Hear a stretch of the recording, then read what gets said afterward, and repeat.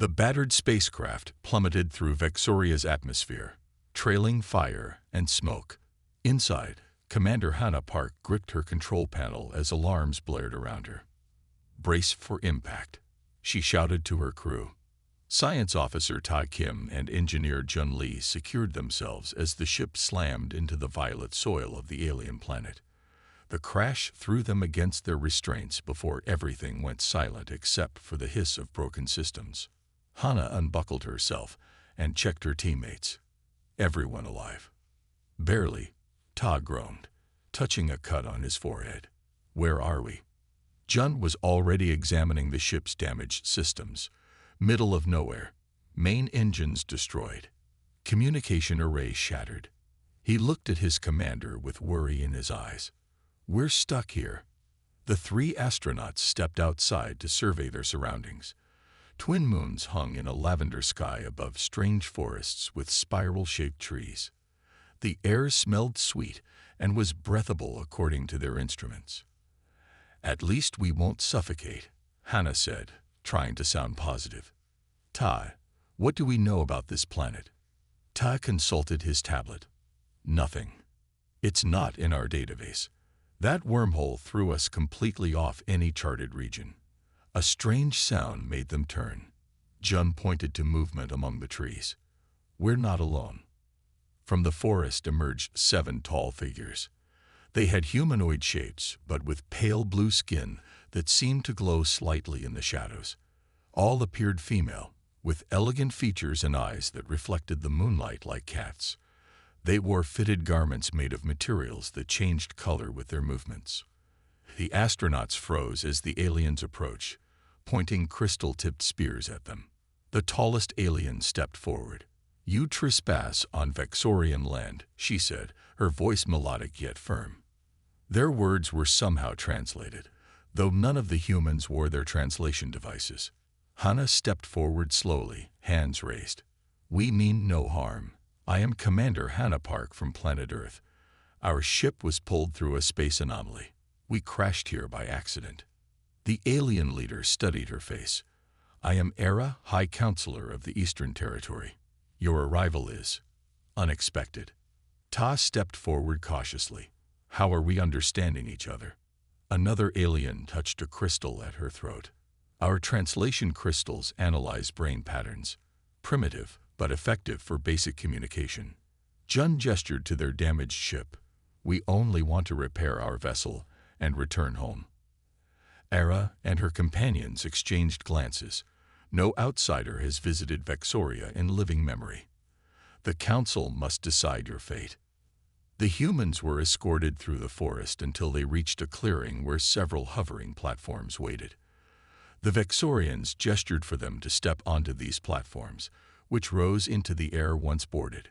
"This is amazing," Jun whispered, examining the crystal technology beneath his feet. No visible propulsion system. They flew over vast forests and winding rivers until a city appeared on the horizon. Unlike human cities of metal and concrete, this one seemed grown rather than built. Spiraling towers of crystal and living material rose from the ground.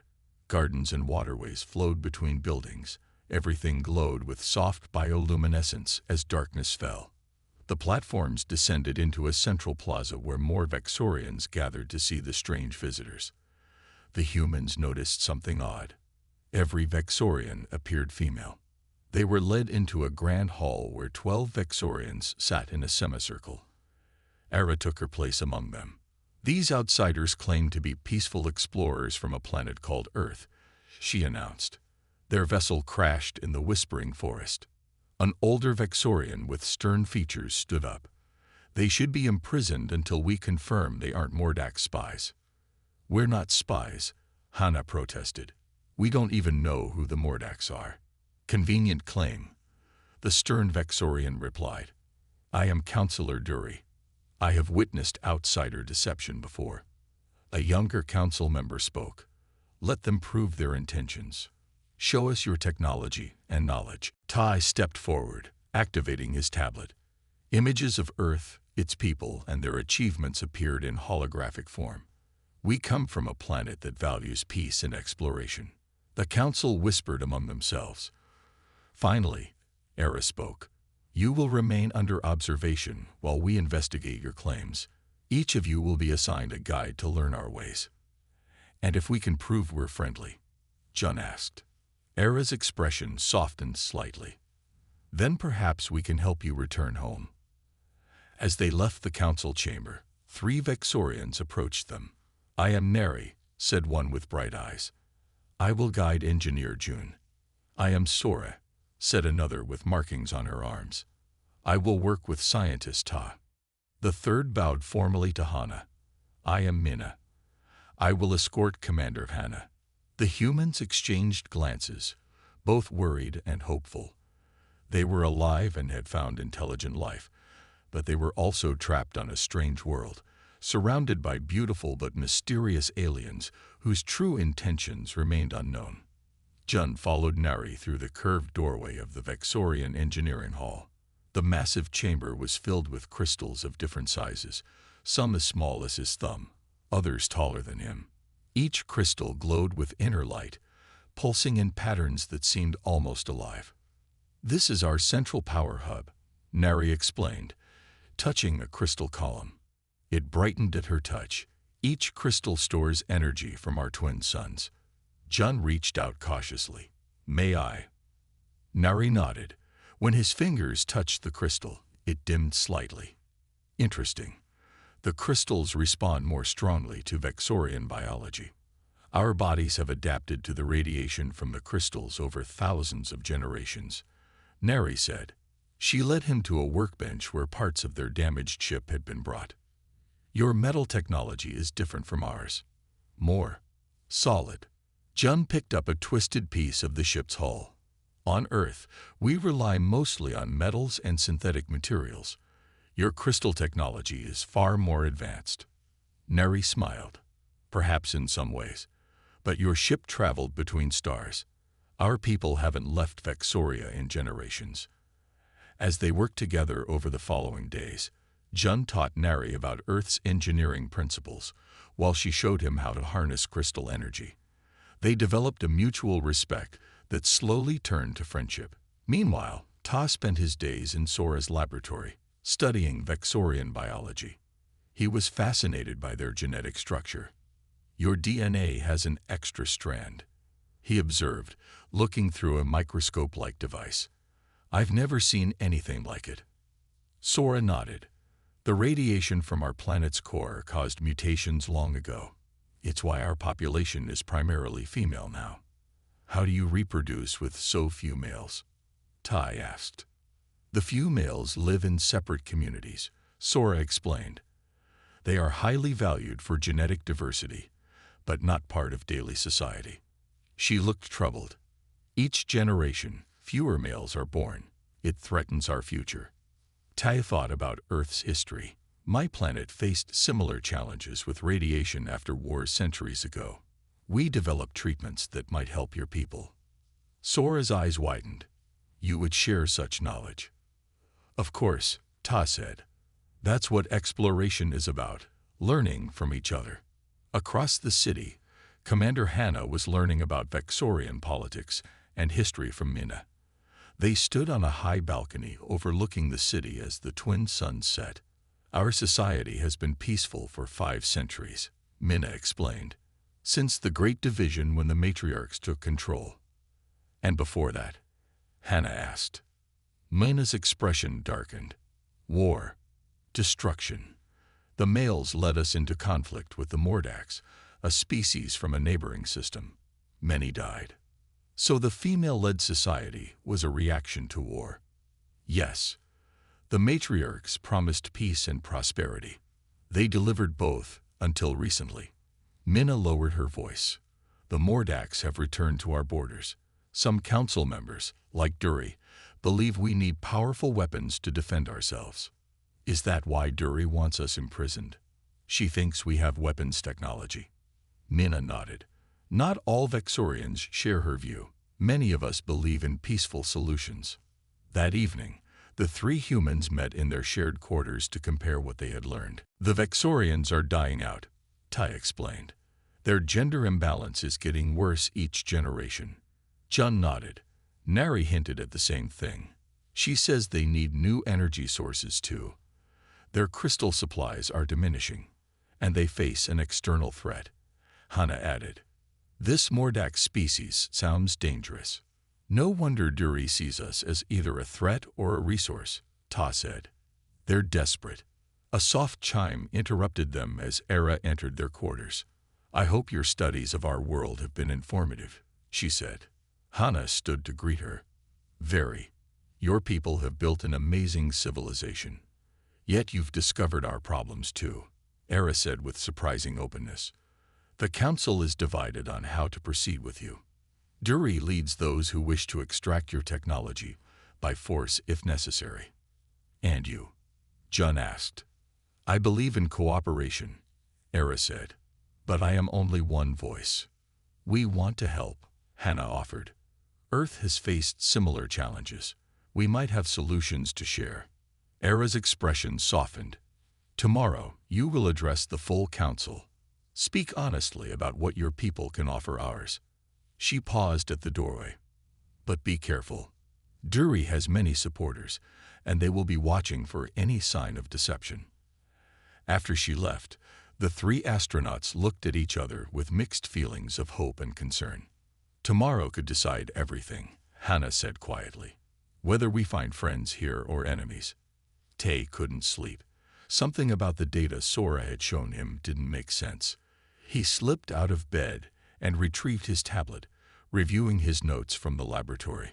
The wormhole that had pulled their ship to Vexoria had seemed random, a freak accident of space, but now he wasn't so sure. He quietly left their quarters and made his way through the silent corridors of the Vexorian complex. The guards paid little attention to him now after several weeks of peaceful cooperation. The laboratory was empty when he arrived. Tai used the access code Sora had given him and went straight to the main computer crystal. He placed his hands on the smooth surface and fought his query as Sora had taught him. Hidden files appeared in his mind. Images of Earth ships, not just theirs but others. Data on human technology dating back years. And most disturbing of all, calculations for creating targeted wormholes. It wasn't an accident, Ta whispered to himself. They brought us here deliberately. A noise behind him made him turn. Sora stood in the doorway, her expression sad.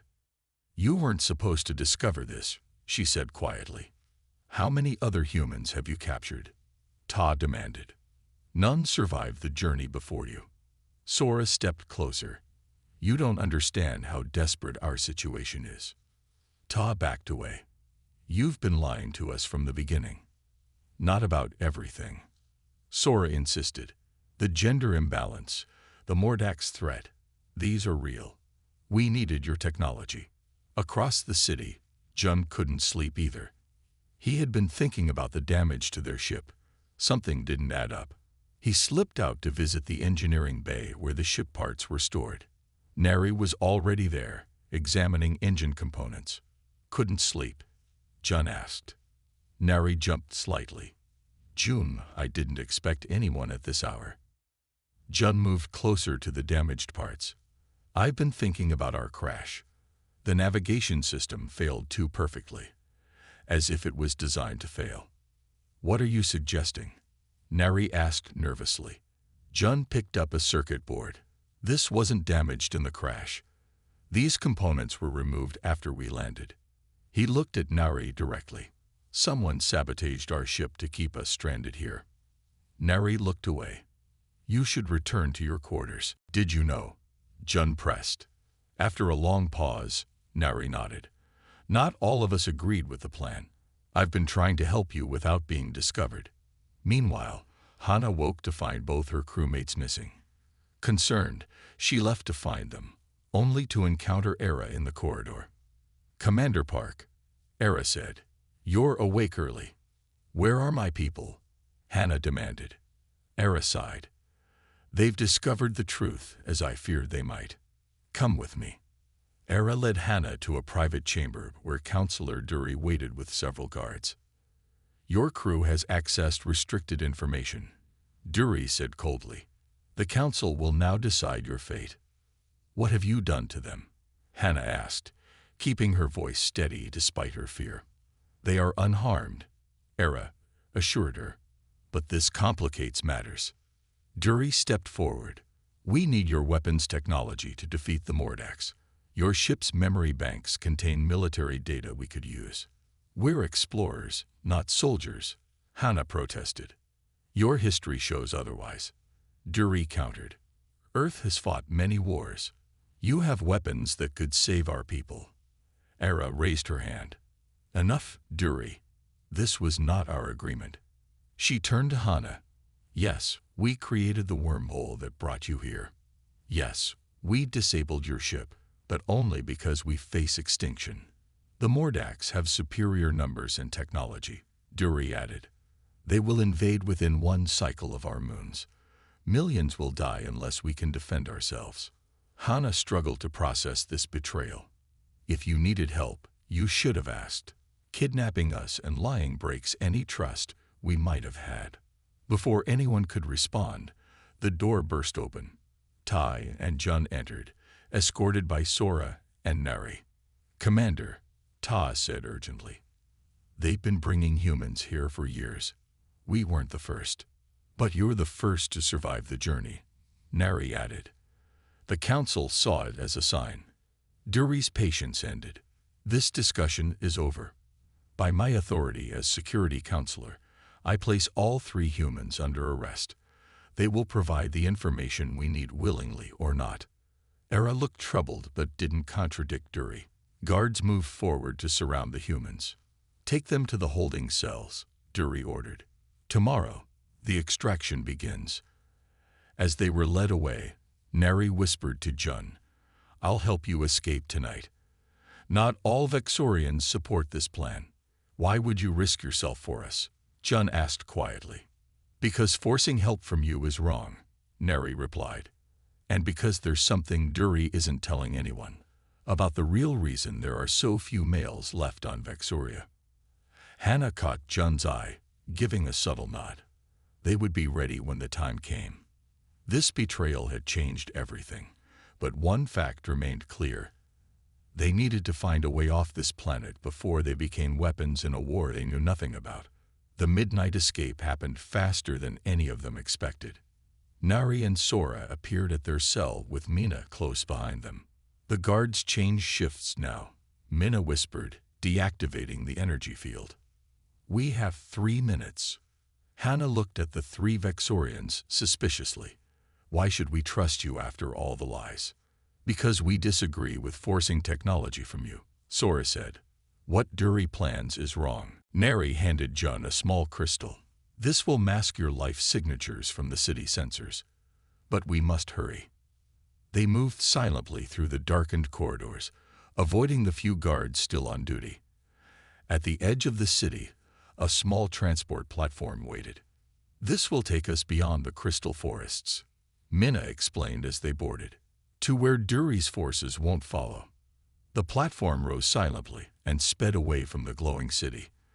For hours they traveled over dark forests and rolling plains until mountains appeared on the horizon. As dawn broke, they descended into a narrow valley hidden between steep cliffs. Where are we? Tai asked as they stepped off the platform. The Forbidden Zone, Sora replied, where the males live. They followed a narrow path until they reached a settlement unlike the grand architecture of the city. These buildings were simpler, closer to the ground, built of stone rather than crystal. As they approached, figures emerged from the buildings. To the humans' surprise, they were male Vexorians, shorter than the females, with darker blue skin and angular features. One stepped forward, eyeing the newcomers cautiously. Nari, you bring outsiders.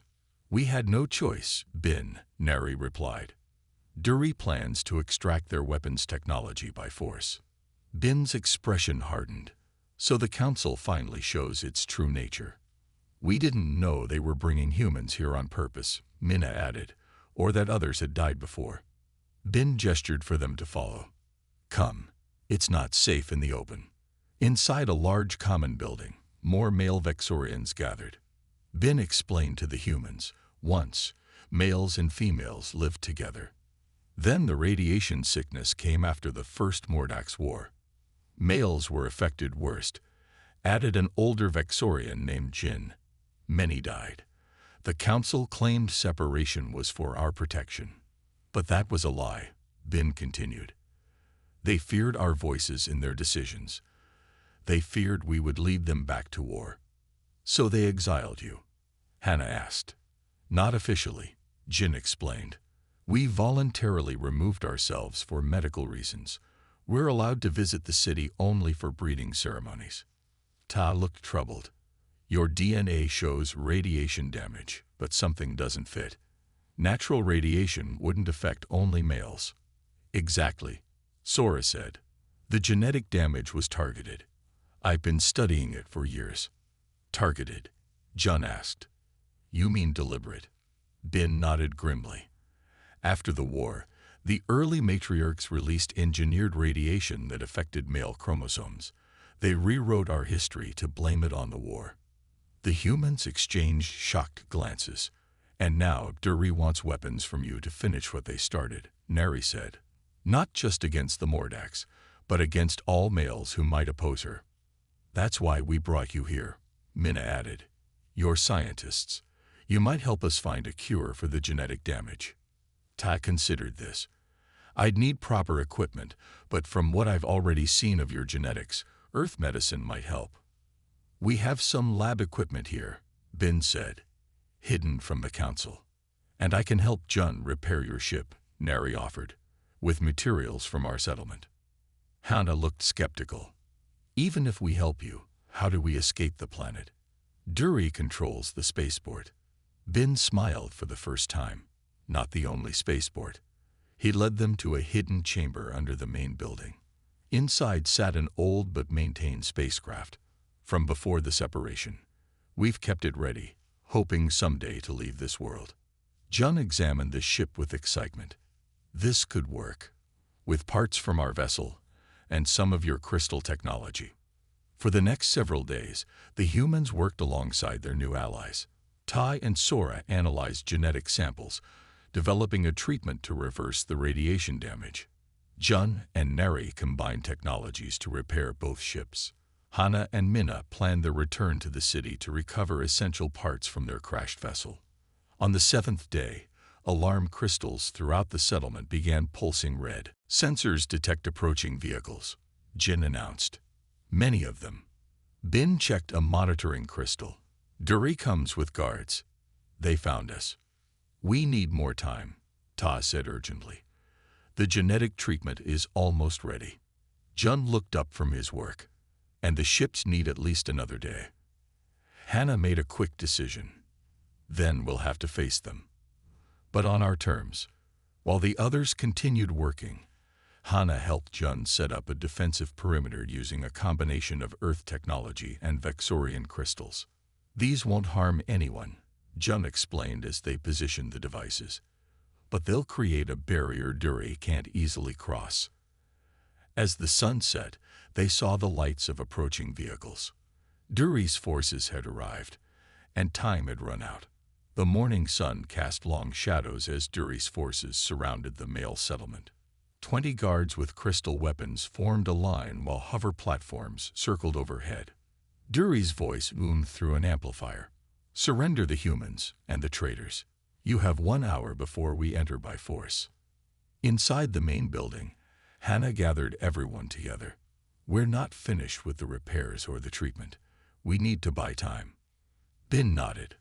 I will speak with them first. Perhaps reason can prevail. Reason with Duri. Jin scoffed. Impossible. We must try, Bin insisted. Outside, Bin approached the perimeter alone. Duri descended from her platform to meet him. Return what doesn't belong to you, she demanded. The humans are council property. They are people, not property, Bin replied calmly. And they've discovered the truth about what the council did to our males. Duri's expression hardened. Ancient history doesn't matter now. The Mordax approach our system. Without the humans' weapons technology, we all die. There are better solutions than weapons, Bin argued. The humans are helping us repair the genetic damage. They offer cooperation, not destruction. Knave fool, Dury hissed. Cooperation didn't save us before. She signaled her guards, who moved forward. Immediately, Jum's defense system activated. A shimmering field appeared, stopping the Vexorians in their tracks. "What is this?" Dury demanded, touching the invisible barrier. Jum stepped forward to join Bin. Non-lethal defense technology. This is how humans prefer to solve problems, by protecting, not attacking. Clever, Dury acknowledged. But our sensors show it requires constant power. How long can you maintain it? Inside the building, Ty worked frantically with Sora to finish the genetic treatment. "We're close," he muttered. "Just need to stabilize the final sequence." Nari rushed in. "The barrier is holding, but Dury is right. The power crystals won't last more than an hour." Hannah made a decision. "Then we stop hiding and show our strength through wisdom." She took the partial research from Ta. "Keep working. I'm going to talk to Dury." Hannah stepped through the barrier to stand beside Bin and June. "Counselor Dury, we need to talk. All of us, including Ara and the full council." "You're hardly in a position to make demands," Dury replied. "This isn't a demand. It's an opportunity," Hannah said, holding up Ta's research. "We've found a way to restore male Vexorian genetics, to save your species without weapons." Dury hesitated. "What trickery is this?" "No trick," Hannah insisted. "But this solution requires cooperation between all Vexorians, male and female. And it means admitting the truth about the past." After tense negotiations, Dury agreed to bring the full council to the settlement. By midday, all 12 council members, including Ara, had arrived. In the meeting hall, humans and Vexorians gathered together. Ty presented his findings. "The genetic damage was deliberate," he explained, showing the evidence on crystal displays. "But it can be reversed with the treatment we've developed." "Impossible," one elderly counselor objected. "We've already tested it," Sora confirmed. "It works." Jun stepped forward next.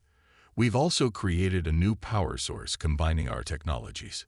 He held up a small device where a metal frame contained a pulsing crystal. "This generates 10 times the energy of your current crystals, enough to power advanced shields against any Mordax attack." Ara looked impressed. "You did this in days." "Because we worked together," Jun said, nodding toward Nari. "Males and females, humans, and Vexorians." Dury remained skeptical. "Pretty words and promises, but the Mordax won't wait while we test your theories." "Then let us show you," Hannah suggested. "We've repaired our ship and modified it with your crystal technology. We can demonstrate the shields in orbit." After hours of debate, the council voted. By a single vote, they agreed to Hannah's proposal. The next day, the human ship rose from the surface with Jun at the controls. Vexorian observers watched as the small vessel deployed an energy shield that their sensors showed was powerful enough to withstand their strongest weapons. When the ship returned, the full council was waiting. Era stepped forward. "We have reached a decision. The council officially apologizes for bringing you here against your will. We ask for your help, not as captives, but as allies." "And the males?" Bin asked. "The separation ends today," Era declared. "The truth will be told to all Vexorians." 1 month later, the humans prepared to depart. Their ship had been fully repaired and upgraded with crystal technology. The genetic treatment was working, with the first healthy male children born in generations. "Will you return to Earth now?" Nari asked Jun as they made final checks on the ship. "Yes, but not permanently," he replied. "We'll bring back ambassadors, scientists, and teachers. What we've started here is too important." Hannah shook hands with Ara and Bin, now co-leaders of a new unified council. "This is what exploration should be," she said. "Not conquest or exploitation, but understanding." As their ship lifted off, The three humans looked down at the planet that had changed from their prison to their greatest discovery. They carried with them not weapons or technological prizes, but something far more valuable, the beginning of a friendship between worlds.